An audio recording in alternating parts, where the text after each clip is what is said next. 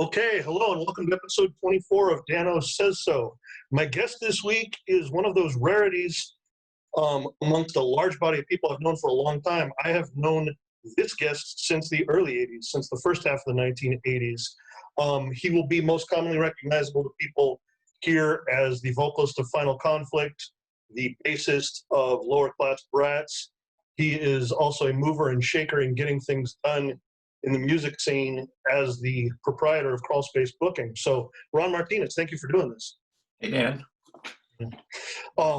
When I go on about early Orange County, what people who only know you through these entities that have records out or that, book the bands and do business with you won't know is that ever since we were all kids, you were the first one in Orange County to step up to help just about anybody. Well, yeah, I mean, I've been playing in bands. Like, I've wanted to be in a band, like a musician, since I was like 4 or 5 years old. Like, I'd been listening to music avidly and buying records at that age. Like, I'm not exaggerating. But so I've always been a music fanatic. But with the first couple bands that I did in, I was in like garage bands, party bands with friends, and then I joined as the singer of this local band called Convicted. I remember Convicted well. Yeah, I was actually I had known them because I was like, we'd go to all their parties and became friends with them. When they decided they were going to reform, they asked me to be the singer. That led to me we both intersected with the Final Conflict guys who were already a full-fledged band playing local shows.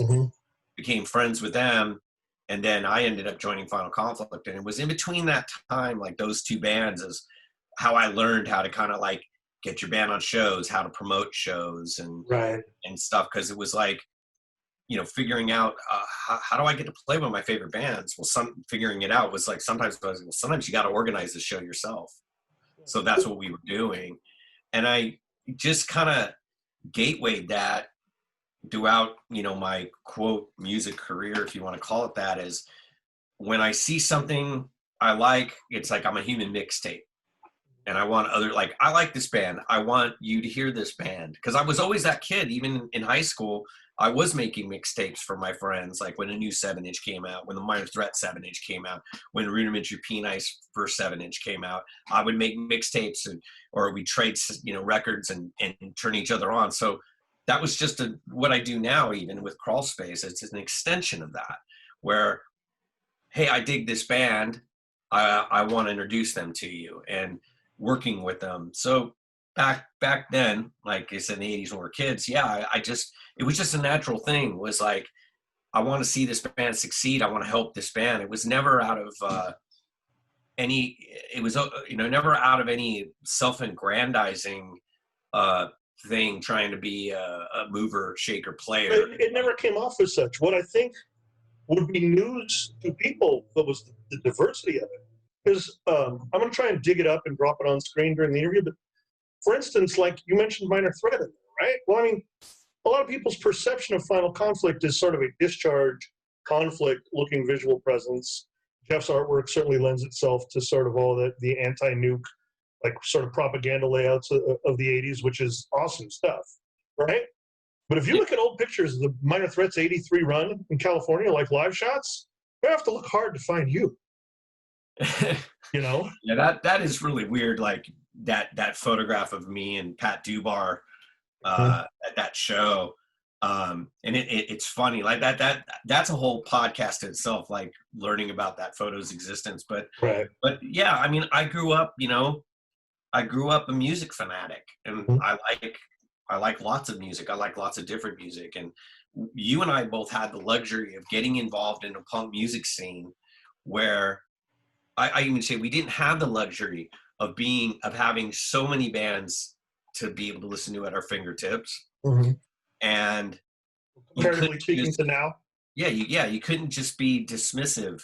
And so there was no there was breaking up the genres like it is now. Like now you have hardcore, post-hardcore, raw punk, D-beat, all this stuff.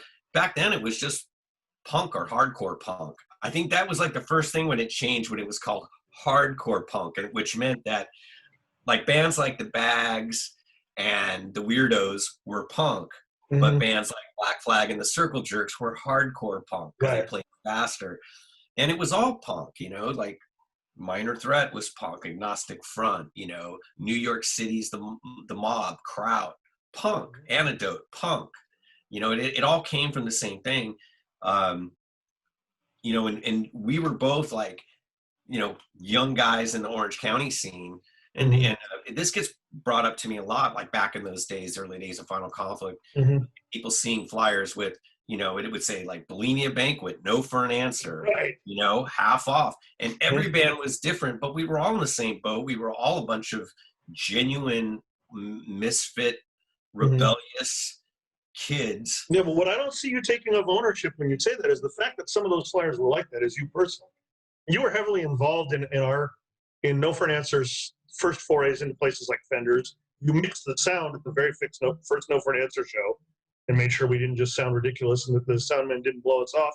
You helped Billy get booked. You know, you crossed lines. And where I'm going with this is it only took till, say, 88 or 89 before that freaked people out and they would say, what the hell? Can you get this guy, one of these godfathers of what's going on in Orange County, who will help anybody he deems to be legitimate or sincere about it?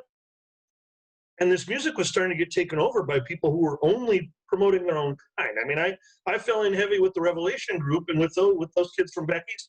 And for the longest time, you couldn't get shit done with them unless you looked like them. Yeah, I mean, that's the thing I've talked about in other podcasts, that era. And that was ushered in. I remember having, like, this is I don't know, a 15-year-old conversation I had with another guy, a prominent New York guy, like figure in the hardcore scene. Right. And I brought up, you know, I brought up Youth of Today, and I just said, you know, as much as I liked Youth of Today and Break Down the Walls, I remember hearing, like, getting the 7-inch, the Can't Close My Eyes, and thinking it was okay.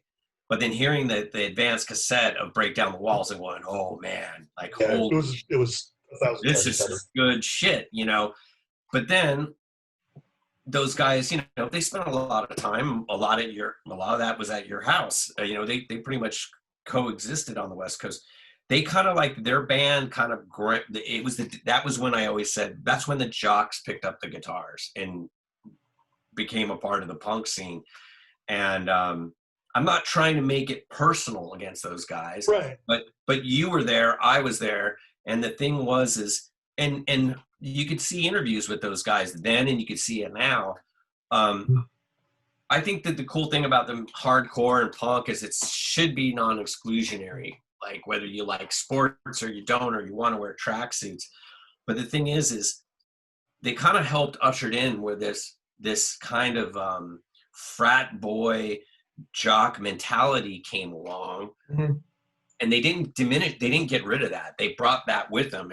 And that's where the whole division between punk and hardcore kind of started. You know, and it's interesting because their own background, in those days, you didn't end up in shaven-headed, you know, cut-off shorts punk rock or hardcore without having made a lengthy stay in punk rock. I mean, in Violent Children days and everything else, those guys were full-blown punk rockers, you know. Yeah. But by then, and I think to their credit, one thing I don't think they see any upside in that division of those distinctions now. And an interesting thing I would ask you about is everybody now, this whole thing has been kicking around for 40 years or so, is everybody is doing their own revisionist history where they're swinging back and announcing a long-standing and internal romance with early punk rock or with Oi, you know, or with even the 70s stuff that, frankly, I didn't see them wearing on their sleeves back when they made their bones, you know.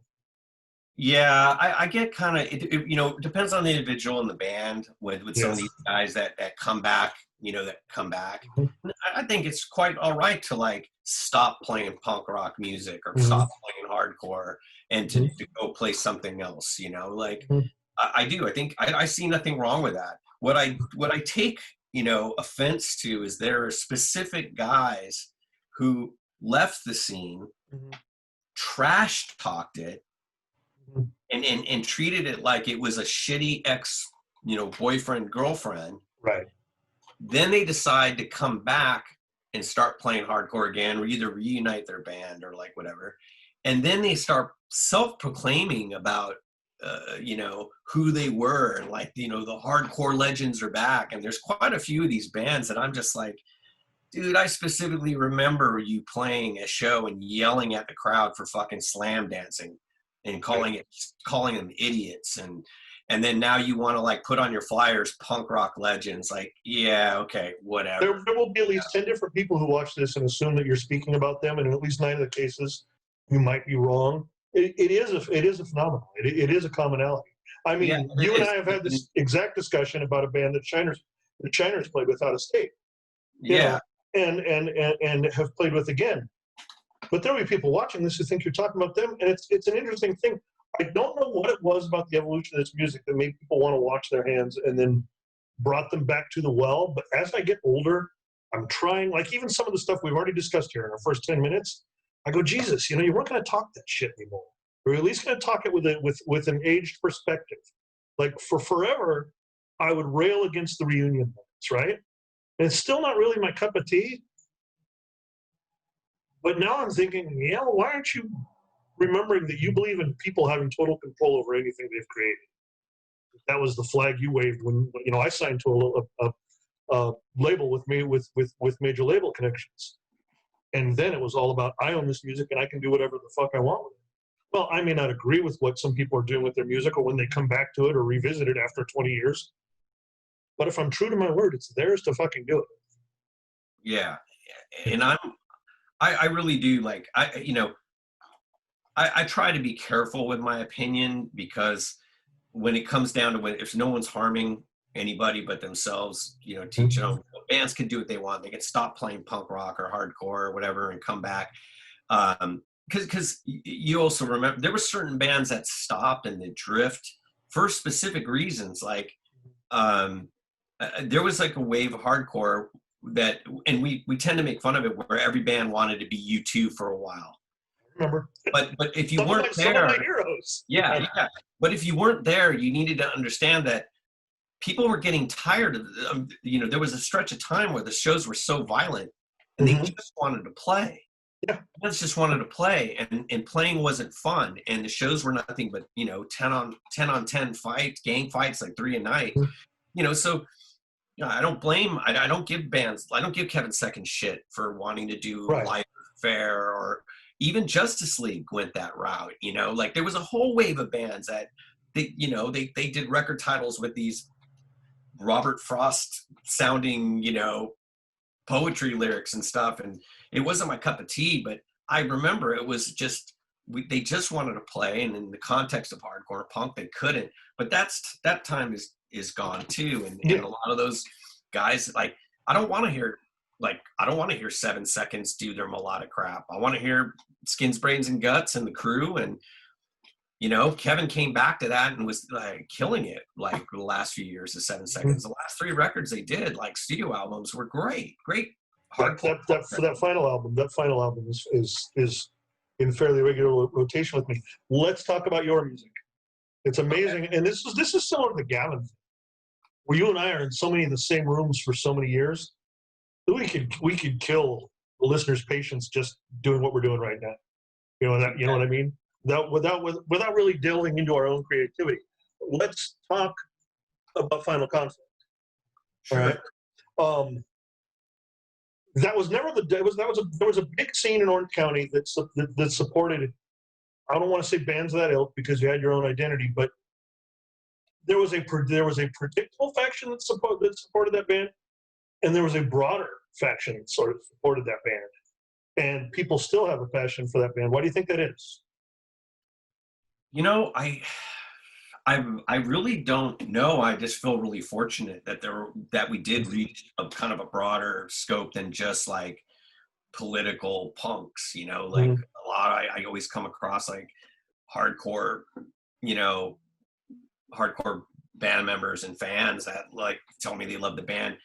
Even some of the weirder places where I might get introduced to another musician, and a friend will say, "Oh, Ron is you might know him as a singer of Final Conflict. And I'm thinking in my head, I'm like, oh man, why did you have to say that? He doesn't know who the fuck we are. And then that guy will go, oh my God, I bought Ashes to Ashes direct from Pusshead on mail order. Like, holy fuck.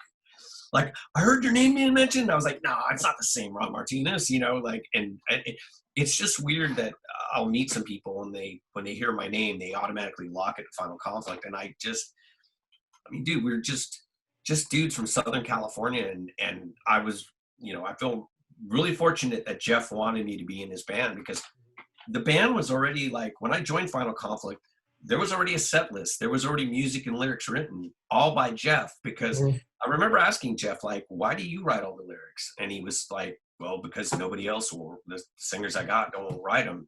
So when I walked in to fill a spot, but I wanted to be there. Like, I used to watch Final Conflict rehearse, and I was just like, man, I was currently, at the time I was in Convicted, and I would always like, I wish Convicted sounded like this, and man, if I was in this band, that would be so awesome.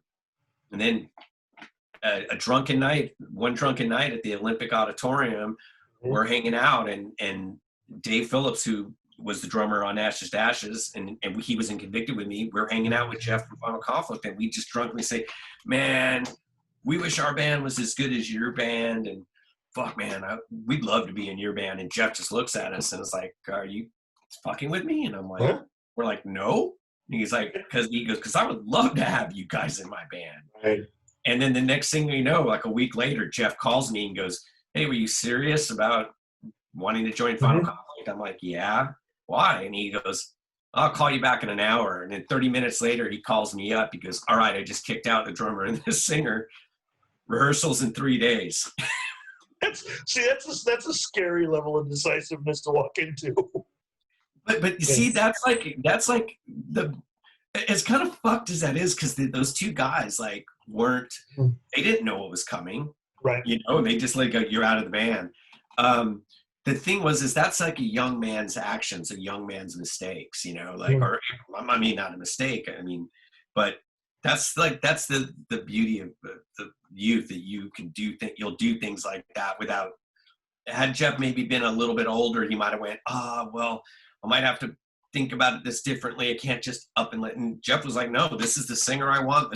This drummer is way better than the drummer I have, and I want this band to kill it. I think it will with these guys, because when Dave and I joined, well, he wasn't wrong. Band, yeah. Within a month and a half, we recorded that demo tape that got made everywhere, and got Pusshead blew it up, and it was getting all this indie press, indie punk press. Within a month and a half, like we were, and it just, I guess for that time, we got popular pretty quick, because we were just working hard, like rehearsing 3 days a week, putting out flyers and going to shows. So again, that, and I just wanted, like, I saw what we were doing and what was happening for us. I wanted to see it happen for other bands that I thought were fighting the good fight. Like when I first saw No for an Answer, I remember going, fuck, these guys sound like Negative Approach, but even angrier. Like, and I was like, holy shit, like I gotta help these guys before they steamroll me, my band, and blow us out of the water. Like I want to be right alongside this band. So you were in the studio with us. You were instrumental. So eternal thanks for that. I'm just grateful to have been a part of it. I love that 7-inch. And that's kind of like something every once in a while I'll pull it out when I'm talking to someone who's like, if Revelation comes up, and I pat myself on the back. I go, oh yeah, you like that No for an Answer 7-inch? And they're like, yeah. I go, yeah, I actually helped those guys in that. I was like kind of sort of produced that thing. And they're like, what? Oh man, I'll have to look, like it's always look close. Yeah. So it's cool, I gives me a little street cred, Well, vice versa. Let's talk about that. Okay, first off, and I know there were, and even in an interim, like I don't know what it was during a falling out, I don't want to tackle into it, but I know before you and at different times there have been other vocalists in Final Conflict. I've never seen anyone else sing for Final Conflict, and it made an impression. It was an interesting thing. Remember that Constellation Room show with Negative Approach? Yeah. A couple years ago, we took the photo together and everything else. And up front, and I was like, holy shit, I still know every word to every one of these fucking songs. You know, so there is a stain to the positive. Where I'm going with that is you have that you did a record on my label, which you were kind enough to give us. You sang on a 7-inch on my label with Shocking Truth. You have tons of mileage as a singer. As a singer myself, I can't imagine hopping on bass. So I mean, how the hell does that work? You know, I always would have a bass because the reason why I bought a bass was I would have these song ideas in my head, and I remember reading or hearing, you know, what I would see like I remember reading an interview or something with Jello Biafra or the Dead Kennedys, and they, you know, he had songwriting credits. And I found out that the way he would do it, he would actually sing the songs to the band members, like the tune he had in his head. Okay. He didn't play an instrument, and then they would figure it out. And I was like, oh, well, I'm too chicken shit to actually sit there at rehearsal and go, it goes like this, do, do, do, do, do, do, you know? So I was like, I'll buy a bass, and then it's only 4 strings, 2 less, easier to play. You could play a whole note just on 1 string. Mm-hmm. When I have an idea, I could figure it out on the bass and then show it to my band members, you know, and then they can yay or nay it. And so I always had a bass, you know, and then, but playing in a band was never an intention. It ended up happening where I did this one fun rock and roll punk band with friends of mine just for fun, you know, played a couple gigs. It was just a goof off thing.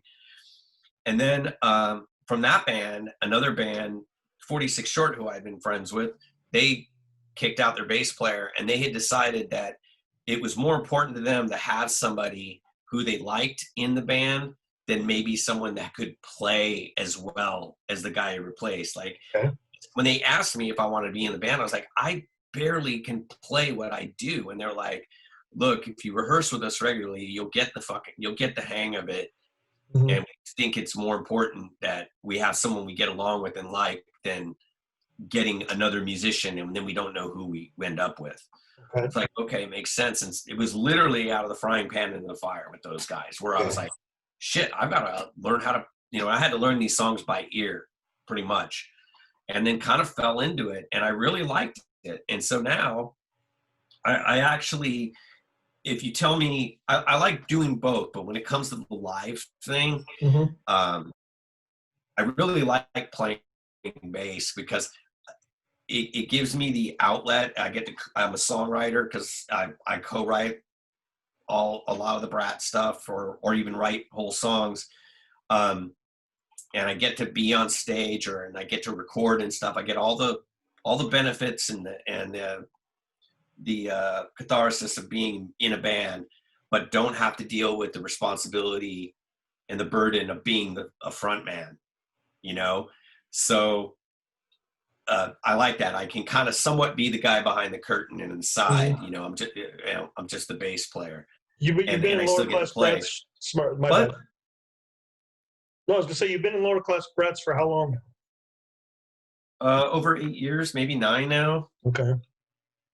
And that was supposed to be just I joined because I was living in Austin at the time, and I hadn't touched my bass in 6 years from that. Since moving to Austin, I hadn't touched it. Was actually considering getting rid of my gear, and then the opportunity popped up because the Brats had just finished a tour, and their bass player at the time had quit via text and would not respond to calls, and the band had to play a benefit show for a friend of ours, and there was no way they were going to cancel it. So I was like, well, look, I produced your last record, and I know most of the songs in my head. I think I could wing a 10 to 12 song set. And that was the intention. I was just going to play that one show. That was it. And then an Australian tour came up, and I was like, hey, I'll go to Australia with you if you want. You know, I figured free trip to Australia. And they're like, okay, cool. And I'm like, but after that tour, I definitely can't be in the band because I can't tour. I don't want to tour, can't tour long. And the end result was the tour in Australia got canceled. But I ended up staying in the band because the band came to me and the Brats said, we don't want to be a full-time touring act. We just want to do, say, 4 to 6 weeks a year. And if you could, pull that off, would you be interested in staying? And I was like, yeah, I can. And we do have a plan B in case I can't make a show. Like actually we did a weekend of shows in Asia, and I had to literally last minute, I had to bail on it. So our second guitar player, Fred, he switched to bass, and the band just went as a 4-piece. And it was a family emergency type thing, so couldn't do it. But yeah, I've had people say, I don't know, it's just weird seeing you in a band and you're not the front person. I don't know how I feel about that, you know? Guilty, you know. Yeah. But I like doing both, but I genuinely prefer being the side guy. I'm a reluctant narcissist. I want the attention. I just don't want to appear that I want the attention. I, on the other hand, have found peace in that admission. But anyway, so you're talking, you know, about this band that you're in. You're talking about Australia, talking about Asia. On a really DIY basement level, these things have always occurred. But international travel and the size and scope of punk rock gigs has changed a lot during our lifetimes. Oh, yeah. And the necessities, the practical realities of that have made certain things necessary. Now, I had always imagined the idea of bands having managers or bands having agents as being, well, those are the goofballs, or those are the fools who want to be rock stars or want to be something that this wasn't intended to be. That's a romantic perception. My practical perception, my own experiences in business outside of music, and my own experiences with promoters tell me that's not true, and that representation and organization is probably a necessary evil.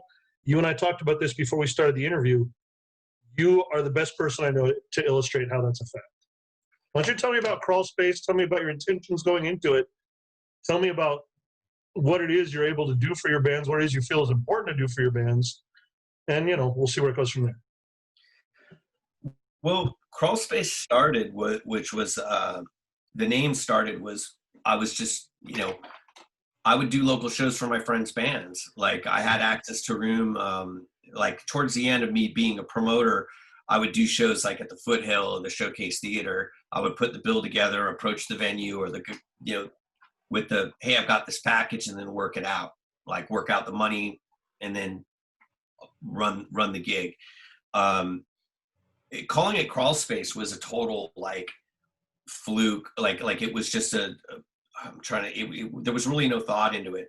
I was on the phone with somebody. I was reserving the night, and they were like, okay, so who's presenting the show? And I was like, I'm presenting the show. And they were like, okay, so we put Ron Martinez Presents. And I'm like, no, don't do that. And they were like, well, do you have a name for your production company? And I was reading this Time Life series of serial killer books. And I had the book open on my desk to a chapter about John Wayne Gacy. And the chapter was titled Crawlspace. And it was just this big ominous font on the page, you know, that said Crawlspace. And I just looked and I just went, yeah, it's called Crawlspace Productions. Okay. That was the beginning. No other thought. And I left it at that. And it just kind of stuck, just for lack of a better term. And then, you know, I was just doing local shows for a while. What ended up happening was certain bands that I would book, they would be on tour. They would say, whenever I do shows with you, your shows are always our best shows. Like they're the most organized. We get paid the most. You know, like the rest of our tour, we booked it ourselves. And one band confessed to me that because I eventually started snowballing, and I would book like the LA, Orange County. I would book shows for the band all the way up to, and this is before I was calling it a booking agency, all the way up to West Coast and to Seattle.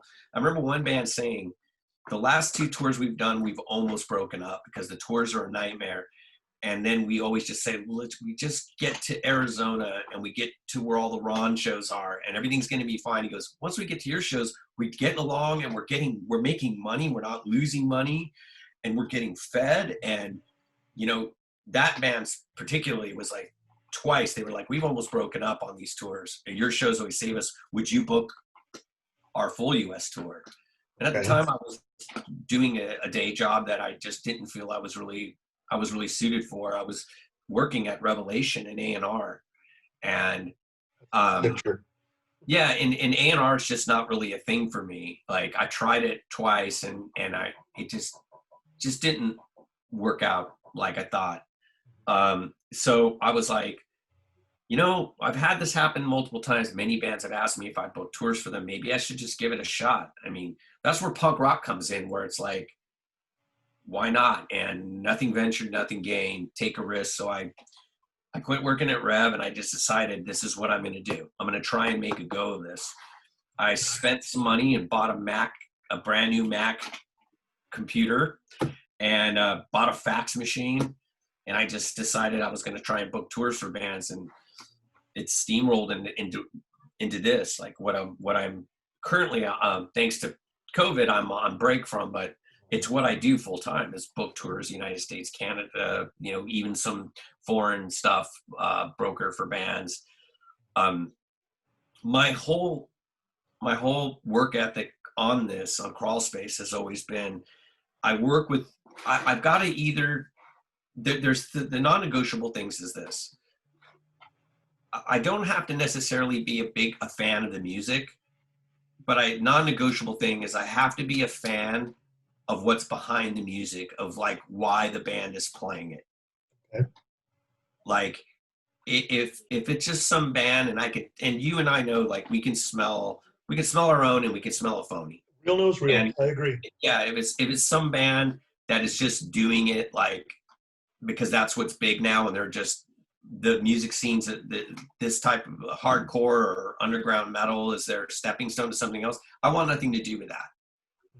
I want to work with bands that genuinely believe in what they're doing. Again, it goes back to fighting the good fight.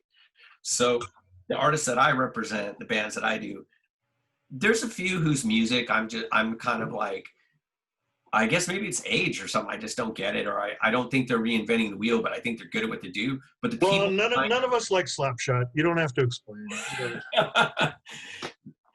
Anyway, Slapshot's one of those ones where it was like, man, like I remember going to see those guys the first time they came out to LA, and now I get to work with them, which is pretty fucking awesome. And that's like the cool thing about my job, getting to work with Negative Approach, you know, getting to turn Choke onto a Skullcrack. I fucking love him too. Yeah. Turning him into like a new hardcore band. That's, again, it goes back to the Human Mixtape thing. But yeah, like I won't take a band on it. I've had occasionally someone say, you should pick up this band. They're going to blow up, man. They're going to be huge. They're going to be the next big thing. And I'm just like, if I get to the point, there's been times I've met those next big things and I've just been like, these guys, it's going to be oil and water here. Like they've got a vision that I don't want to be a part of, you know, and it's not to say that some of these bands that I've met that I turned down are rotten people. It's just their goal and how they want to do it is just not my, like, it's just not my thing, you know? Would you mind if I did some drill down on some of the nitty gritty? Yeah, go ahead. Because my understanding of it is broad at best. So my first question would be, and I come to this with no cynicism, I come to this absolutely looking to educate myself, so I'm grateful for the conversation, right? What does Crawlspace need from a band for it to be worth your time? Because if you're making a living on this, you have to be practical, right? So I would imagine you can't deal with every band you want to. So how do you decide this is none of them are safe, but this is a practical investment of my time and effort? The most important thing that any good manager or a band or, you know, an agent, which I'm an agent, frequently get called them like, you manage bands? No, I'm a booking agent. I just handle the booking of the shows, their live shows. Is when you see that band, you go, what can I do to help this band? Like, can I help? Because I've actually taken on a couple bands where at the gate, I said, man, I love your band. I don't know if I could help. Like, you're a little different genre than what I'm used to working with or what I'm known for. but if you want to take a chance and work with me, I'd love to have a shot because I love your band. And 50% of the time it's worked. And there's been other times where the band just comes and goes, Ron, and I'll be like, you know what? It's time to break this romance up because we're hitting walls here. We both are. And there's no like. So there's no, for instance, there's no minimum or maximum amount of time on the road. There's no dependability of draw, factors like that. And I always try to tell bands that if you can do it yourself, do it yourself as much as possible until you can't. Until it gets like booking the shows or managing the bands, running the merch store. When that stuff gets in the way of you being able to be the best band you can be, then hand it over to somebody else. But I'm a firm believer. Like, I mean, dude, earlier today, I did mail order for Lower Class Brats, packed up a bunch of shirts, packed up LPs, you know, and I'm a firm believer in keeping it DIY, like, you know, as much as possible. And I even tell bands, like, if you don't need a booking agent, don't get one. If you don't need one, don't. Like, absolutely. But when you do, it's imperative to work with someone that actually can help, you know, do that. And what I look for, like I said, certain bands, I'm just like, they don't really need an agent. Maybe they don't play out enough, or where they're going. I'll be like, you know what, they need to quit, not give someone 10% of the $100, $150 they're getting paid at the moment. Like I think it's better. Like, for instance, there was a band who, and sometimes it's just like, they're not ready for an agent. You know what I mean? And that's bitten me on the ass more than a couple times where I paid attention to a band and I was just like, they're not ready for an agent.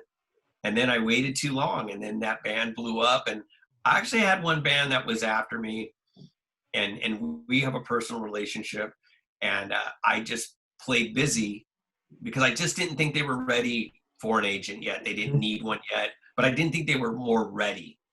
And they became hugely successful. And the lead singer of the band, man, was drunk and we were hanging out backstage at a show. Oh man, he let me have it one night. He was like, man, you had your chance. It was like getting yelled at the girl who was like in high school, who was like Swan, and now she's the Swan and she's hot and she's like, and telling you, you had your chance and you blew it. Well, he let me, and I was like, you got me, dude. Like I didn't think you guys were ready for an agent. I didn't think you guys like were ready to do what needed to be done, and and I blew it. Like, believe me, I regret not working with you now that you're selling out this theater. You know, it's like. Let's get into the task itself. When you're dealing with a location, when you're talking to a venue, when you are booking a tour, what are the important, what do you need to bring to the table? What are the things that you need to make sure are clear and are communicated before it's a dotted line situation for your bands? It's just like, you know, every band is different. Every band has like some bands have specific requirements, some bands don't. Some bands just need a stage and a working PA, and they don't care if it's a practice PA or a PA the quality of like the Fonda Theater. Like, that's right there, that's negative approach. Negative approach, man. They want a stage and a PA that works and they're good to go. Like, whether it's a VFW hall or opening up for Dinosaur Jr. at the Fonda, or opening up for Jack White at some stadium in Detroit. You know, those guys, like, they roll with the punches. And then I have other bands that, like Cockspower or something, that need specific things. You know, so every show, every tour for a band, like, there's always like a list of requirements or that we need, to do. Well, I mean, what are common snags? I'm kind of in pursuing those things. What kind of bullshit do you run into? I think a common snag would be making sure that the band is booked in the right room. Okay, like the right room for that band, and things that need to be taken into consideration is, of course, the capacity and stuff. Production, like that. My main concern is a good PA that you can hear, that you can hear at the very minimum all the vocals, and hopefully a stage where almost everybody can see the band, can see the band like well and hear them well. And putting it in the room where the audience is going to get the best quality show possible and treated quality as well by the venue, because there's certain tours that are like bands that I'll go and say, I could put this band in this room, but I can't put this band in this room because their fans might be a little rowdier, and this venue's a little more uptight, and their security's a little uptight and doesn't tolerate the stage diving as much or whatever, so it's all like, knowing what rooms, like, because every once in a while I'll have like somebody, like a good example is like, say, booking a tour for Leftover Crack. They come from the DIY scene, and I'll get these really cool, awesome, earnest people who will contact me and say, we have a DIY community space. We want to host a show, for Leftover Crack, and the band will want to do it. And I'm the guy that has to say, look, the last time you played in this city, you guys sold 700 tickets. This DIY spot only holds 350, and that's like pushing it, like illegally. Recipe for disaster. And the band will say, well, we'll do 2 nights then. And I'm like, yeah, but your fan base is so wild. Do you more than 350 are going to show up? It's going to be a clusterfuck. Do you want to be the band responsible for getting this DIY spot shut down because you drew too many people and it caused like a problem? And then, oh, shoot, you're right. You want to know something that I think is interesting in this conversation, and is not what I expected, which was that if I kicked open a gate for you to tell me how venues and how owners can suck and what bullshit you have to put up with in trying to get bands or packages nights and places, I thought you'd go buck wild without naming people. And instead, I'm hearing about the band concerns, and I'm hearing about how you have to sometimes disappoint people. That's a good thing. Kudos. It's a positive reflection on your character. It makes me think you're better cut out for what you do than I would ever be. Oh, I mean, there are specific venues I won't work with, and most of them, but the band makes that decision. Though. Okay. I do. There's a few venues across the U.S. where I have universally a lot of my artists like, please never book us at that place. And a lot of the times, the reasoning is they don't want to play specific venues, usually over quality control, because like certain venues that will just let any band play, and these venues have reputations of letting sketchy bands play. Okay. Like, and they just don't want to be associated with that. And I don't like to name names unless it's deemed necessary. Like, I can't see the practical upside of it. Yeah, but yeah. Like, there's no point. I would much rather talk about a venue, an independently run venue, and that is doing something positive for the music community and the local community. I would rather talk about that for 5 minutes than spend 1 minute trash talking another venue. Yeah, we met each other as angry young shit talkers, so it's a profound disappointment to me that we're talking like grown men. Yeah. Hey, man, it took me,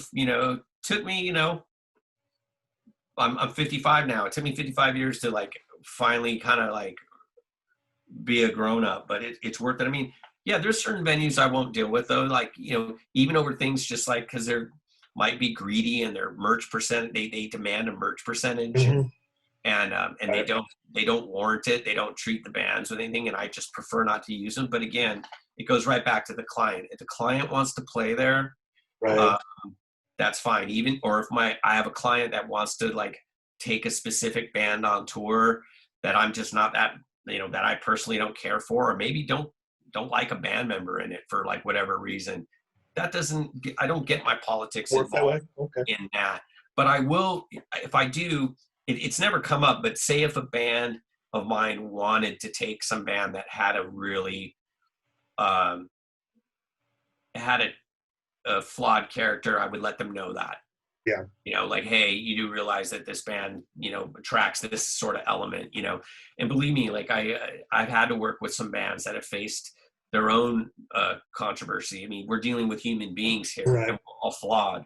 So um, I've learned, like I said, growing up and being adult, I've learned to not point fingers so much and just try to spend time on doing constructive things and trying to, and anyone that knows me, you've known me, you're one of my longest standing friends, you know. And like, you've known me, I can be quite the curmudgeon, and some of my younger friends, they look at me as like a curmudgeon, but I really do try to stay positive. It's just sometimes reality is a crushing bitch. You Yeah. know? Well put. Absolutely. You know, as a musician and primarily as a business, they're all fucking on hold. Yeah, I mean, it's been tough, and but there are people out there that have it far worse Yeah. than what I'm dealing with. Like, luckily, I had money put away, you know, not because I was preparing for a pandemic, but I had money saved. Um, and because I'm a business and I have to pay taxes, I was able to. I'm on the grid, so I was able to get you know, a small business loan. I didn't get any PPP, unfortunately, but I did get a small business loan. The thing was, is that that small business loan, I took it out the lowest amount. Like, I was offered a huge amount. I took half of that, only asked for half of that loan because I was like, you know, at worst case, we'll be locked down for 6 months. And look at where we're at now. You know, but anyways, um, I'm, you know, being a, you know, a working class, you know, Southern California Catholic kid who grew up with working class parents that both worked. It's already in my DNA to not be a wasteful person, to be frugal, to always like, um, you know, never count your eggs before they're hatched. And it's been, you know, it's been tough, but I've been managed to get by, and like financially, like, and I'm gonna definitely have to apply for PPP this time around and hopefully Yeah. get it to stay afloat, because I at this point right now, as of today, I don't think we're gonna have touring music any earlier than fall. Like, That was actually the last section that I was going to end on with you, and then try and find some kind of a positive note. You answered that question. I agree with you. Certainly, certainly not now sexy to any level of capacity. I mean, the venues aren't going to be there, and then when they are, I'm not sure people are going to feel secure going, and they're not going to be able to operate under their prior business models. Would you agree? yeah, like there will be people who will be still kind of afraid to go and all that, and you know, but you know, it's just there's so many other people who we know, and you know, that work as bartenders, who work as wait staff, that are struggling way harder than us. That I mean, I had, you know, my business, yeah, I had the rug pulled out from under me. You know, because of our current administration's inability to handle this pandemic as well as they could have, should have, Unwillingness. and all that stuff. But again, I had some money put away and did some prepared, and I was able, you know, to get some benefits. But there's other people who worked only in like in the music industry that by their own choice, they worked only on a cash basis. They weren't able to get unemployment insurance. Mm-hmm. They weren't able, and they were literally left with nothing. Like they're you know, and I've got some people I know that worked in the music industry that are now working on farms because that's what they got to do, you Right. know. And so, you know, I went through a few months ago. I went through some depression over it and frustration, How could you not? because more than anything, it was frustrating to see that people who were just not the people who were. It's not even so much the people who are saying that this COVID thing's a hoax and refusing to wear masks. That's their choice. if that's what what suits them, and they want to do that shit, that's fine. But the lack of respect that they have about maintaining a distance from other people who want to wear a mask, who want to practice social distancing, and they're getting in people's faces, they're yelling at like employees of the supermarkets and stuff. That's the stuff that pisses me off, and that's the stuff that makes me go, it's because of assholes like that me and so many other people are going to have a harder time getting back to work. Mhm.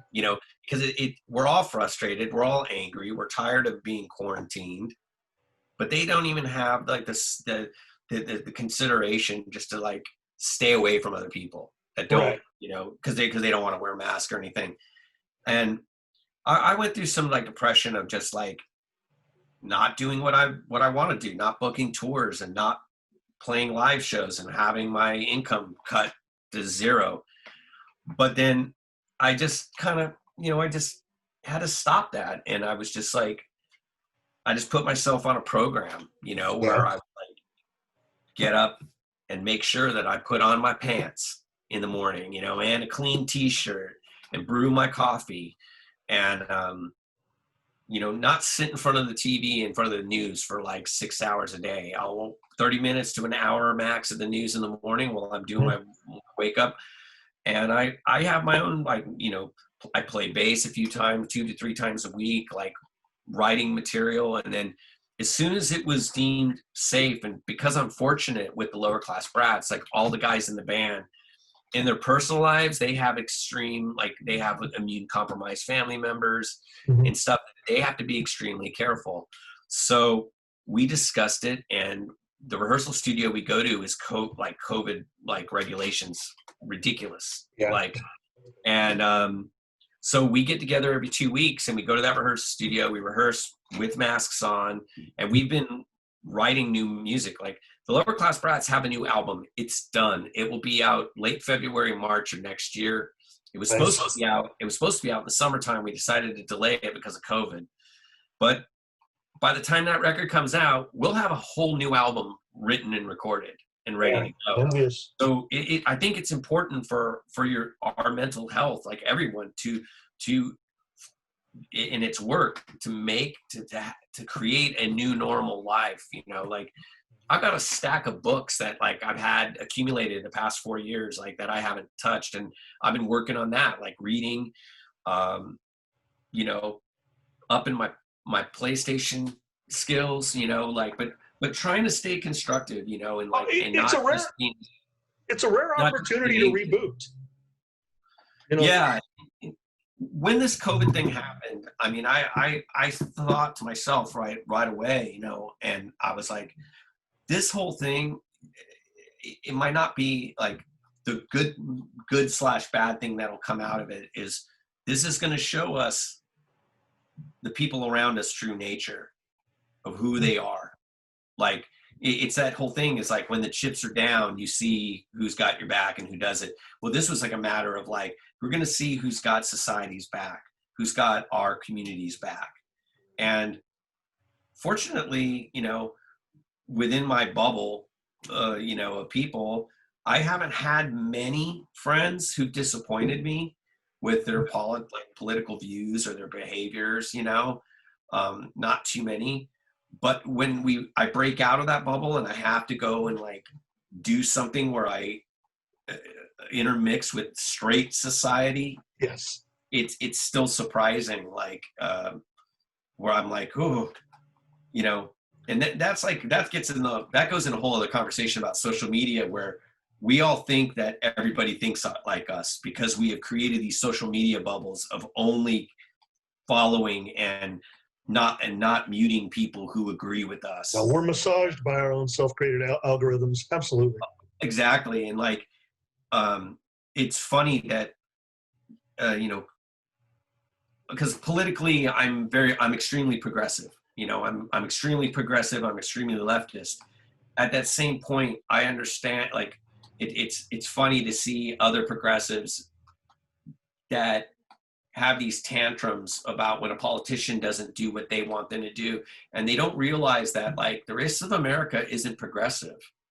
Like just because we live in big city, in the big city, the majority of America is not progressive. And ramming our viewpoints, whether we're on the right side of history or not, down their throat is what was a result of how the Republican Party was able to allow a cretin like Trump into office. Mm-hmm. You know, and you know, I've been people watching like crazy through this whole COVID thing, and like again, it just come back to saying like we're seeing people's true colors, and believe me, like the few people that have disappointed, I've taken notes, Mm-hmm. and like, you know, I'm not going to be like, you know, friends with any of these people anytime soon, you know, any longer. Like I've got no interest, but I've been fortunate. I haven't had to clean house on a whole bunch of people or anything like that. You know, I don't expect people to, like, personally, like, you know, you don't have to think like me. You don't have to agree with me on politics, but I do miss the days when we could disagree on policies and disagree on that, but also agree on being good people to each other. And this pandemic is like resorted in people being just outright shitty to each other, like constantly, you know. And it sucks, but you know, it'll change. We're already seeing it, you know, now that you know, Trump's not going to be president. You already see the politicians already trying to like distance themselves from him. Yeah, I mean, the day we're doing this interview, you know, a McConnell-led Senate is trying to, you know, override him. It's an interesting and tricky time. Yeah, like I said, that's a whole thing. But all those Republicans are complicit. They've been wanting this whole thing to happen. They've been wanting it to happen. Like all Trump did was shine a light on what the politics that they've always had, the racism, all of that stuff. That's all he did. And what they thought they could get away with was, if Trump didn't work out, that they could go and say, we had nothing to do with it. The people voted him in. He's an anomaly. No, he is the Republican Party. He's like, he is the child of Reaganomics and all that nonsense. Mm-hmm. And they're not going to be able to, like, that's the main thing, that people need to not let any of them that didn't complain when he, you know, took away people's rights, when he, you know, it's funny. Like I remember someone trying to stand up for Trump and go, well, at least one thing, he didn't get us into any wars while he was president. And I'm like, really? What about the war against the American people? The war against women? I was going to say, he brought the war home. Yeah, he brought it home. The war against the LGBT community, marginalized people, people with disabilities. Like, I'm going off on a tangent. It's just on my mind. I want to forget it. Like, we have a family friend, and basically their kids are like my nephews and nieces, you know. Okay. And one of them, he's a severely bright, intelligent kid, but he's autistic. Okay. And he was, on the night of the election, he was freaking out and worried and terrified and having like panic attacks over the possibility of Trump becoming president. And I was like, why is he so, I was concerned, like, how he knew so much about Trump. And because he's a young man, and he was saying, you know, Trump hates me. Trump hates people like me. He wants to have us killed. And I'm like, oh man, someone's let him see. Who's letting him see, like, the video of him mocking the disabled reporter and stuff? Because that's what he was getting at. That's what he, and so I was like, I was pretty upset about that. And I'm like, why does he even, like, who's letting him peruse the internet to find that stuff? Only for me to find out that the majority of young kids know about this. It's in their whole it's in their community. There's disabled kids that think the president of the United States hates them and wants them killed because of his treatment of the disabled and like his mocking of them. And I was like, wow, that's how shitty it's gotten in politics, that like we have this juvenile like in the White House, and he's got this whole group of people, the marginalized people, terrified. Like, you know, this kid was terrified, man. Terrified. I think there are very few people, period, his own supporters included. I think there are very few people in the world that Donald Trump doesn't hate. I think he's a powerfully sick individual. Yeah, like I've been saying since day one when he was running, and I was like, I don't think he's a white supremacist in the sense is I think he's a supremacist, period. He thinks he's better than everybody. He thinks he's better than his kids. I think the only person he doesn't think he's better than his daughter. I'm not making a joke about it. I think that he's a sick individual. He's a supremacist, period. He thinks he's the smartest guy in the room, you know? And all of this stuff that we've had to deal with the past 4 years, I've not, I've been like Nero playing fiddle because none of this surprises me. I knew the minute that guy got it, he was elected, I went, oh, here we go. Right. It's going to let the show begin, man. It's going to be a rough ride, you know? And yeah, I actually thought it would be this rough. I mean, excluding the pandemic, none of this surprised me. I had very dark expectations, and he still managed to exceed them. You know, what I would say, sir, is I think neither one of us has any hesitation to do this again. Let's plan on doing this again when you are comfortable booking again, because I want to hear how the rebuild works. Does that work for you? Yeah, I'm actually going to start doing some work like for fall, like this week. But yeah, like I'm thinking come around like March, we're gonna have a better like sort of like lay of the land and like where we're at with infection rates and stuff, because we're about ready to hit another high, you know. Agreed. I think by March we'll have a better lay of the land of like what touring or just even local live shows will be like. And I will come calling, sir. Awesome. For you. All right. Well, Ron Martinez, episode 24. Thank you so much. Thanks for asking me to do this, Dan. Oh, this was absolutely fun. It is a privilege to know so many people with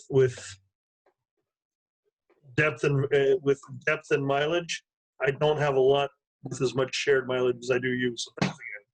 Well, I will counter that with saying that I feel privileged to have been your friend all these years, and I was really stoked when you started doing this podcast because I knew you'd be good at it. And like from the first episode with Kevin Seconds, and by about your third one, man, you really like.